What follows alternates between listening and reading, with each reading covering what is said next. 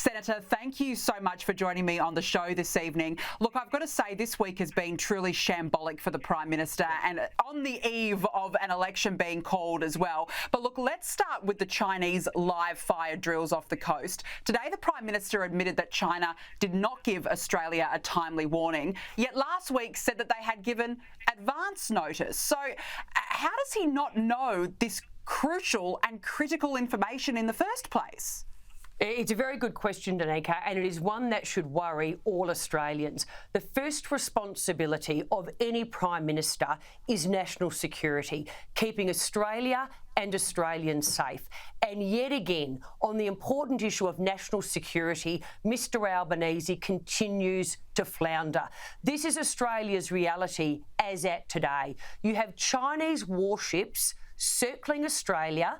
They're about 590 kilometres southwest off the coast of Adelaide. And the Prime Minister says basically there's nothing to see here. Well, guess what, Prime Minister? The Chinese government, they know you are a weak leader. They are now testing Australia's boundaries with a show of military power in our exclusive economic zone. So, Danica, this is a weak Prime Minister who, when it comes to, A, keeping Australia and Australians safe, but more than that, showing that he has the spine to stand up to China and demand an explanation, he shrugs his shoulders and he says, there's nothing to see here. It is not good enough. No, it's not. And then he rolls out his other ministers to try and patch it up. And it made it just even worse. He was in hiding yesterday. It's been a really, really bad week. Yeah.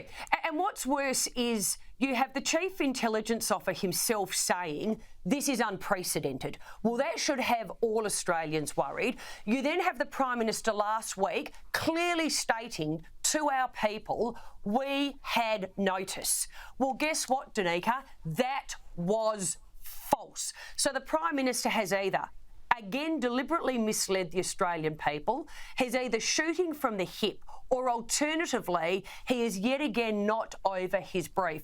Perhaps even it is all three. But again, what it shows the Australian people is that when you literally have Chinese warships circling our country, I flew in last night to Perth Airport. I can tell you when I got off that plane, Western Australians raised that with me. They are concerned.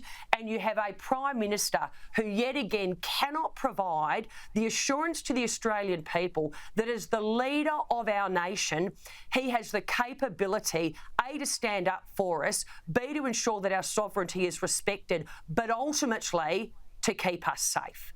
Yeah, absolutely. It's an absolute failure. Now, I want to ask you about this because the Treasurer, Jim Chalmers, has been given an SOS of sorts by Labor MPs worried about their seats in the New South Wales Hunter. He's been raced up there to campaign for them.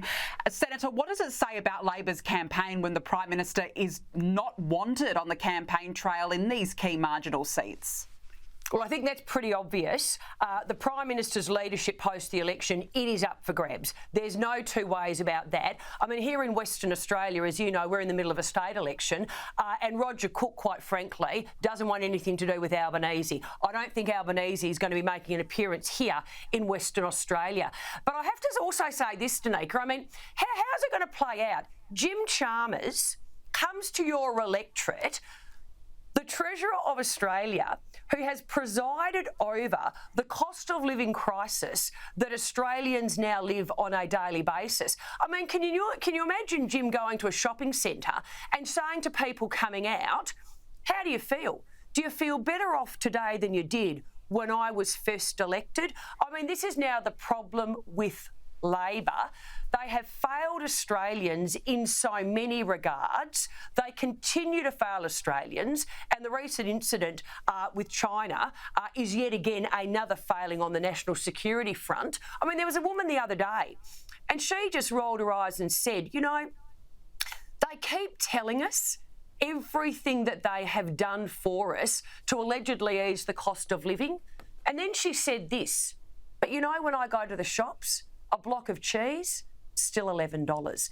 And that really sums up now where Australians are at. They were promised the world and they were delivered a cost of living crisis that, as we know from the comments of the Reserve Bank Governor, unfortunately, inflation in Australia is homegrown, which means it lies squarely at the feet of Anthony Albanese, but also the Treasurer of Australia, Jim Chalmers. I don't know if I'd want Jim campaigning next to me if I was in a marginal seat.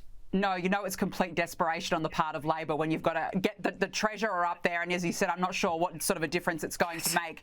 Now, look, I've got to ask you about Tony Burke because he's taken this citizenship ceremony tour of the country to your home state now. He was in Perth yesterday. There he is, front and centre, posing for the cameras again. Senator, look, Tony Burke must think that we don't know what he's up to. I mean, come on. If this is not deliberate, there were Labor MPs at that event in Perth yesterday. What does it say about the state of play in Western Australia when you've got Tony Burke desperately rushing over there to give citizenships to people?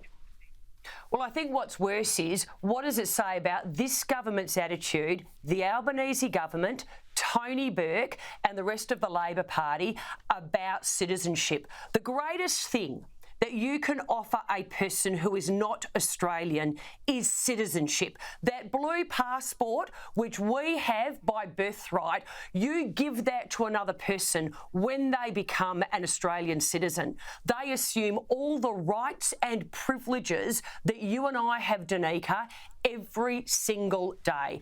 And the fact that Tony Burke, as the minister, has demeaned this process, has politicised this process, and has basically gone on a mass vote-buying exercise in the lead up to the election, quite frankly, it is un-Australian. But more than that, there are now really serious questions to be answered by the government, because you've had almost 13,000 people welcomed at these citizenship events, bearing in mind they could only be held after Tony Burke handed over his diary to his department and said, only on days when I am available.